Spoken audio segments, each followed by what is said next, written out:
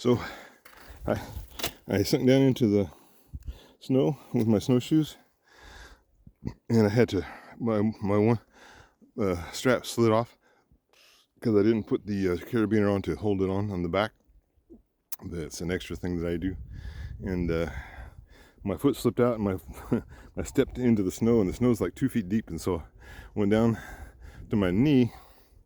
Then I had to get myself up and get in position to restrap it. So onward with the mission to get the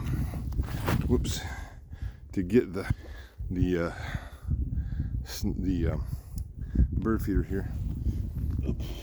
All right.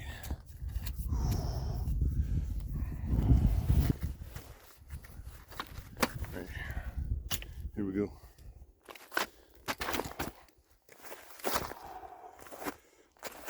I'm holding this with I don't have a what do you call it, GoPro. This is just on a selfie stick on my, I'm holding my hand. Usually I use my snowshoe, I use my two trekking poles here. I'm just using with one hand for balance here. Alright. Here we go. Getting closer to see where it's almost empty. It's below the bottom hole there, so they can't get any more out. And so I'm going to take it in and refill it. And you can see where there's been little animals, little birds here. And then when it falls on the ground here, they get on top of the snow and they try to eat what's left there. So we're in the end of February, covered in snow, so I need to try to get something soft to feed the animals. All right, so I think I'm gonna place this in the tree so that I can get it.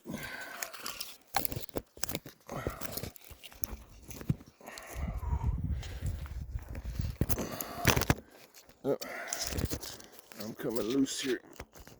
All right, I'm trying to wedge it in this. Not sure if that's gonna work. I'll have to do it in this other. Trying to wedge it in the tree here. I don't know. I can just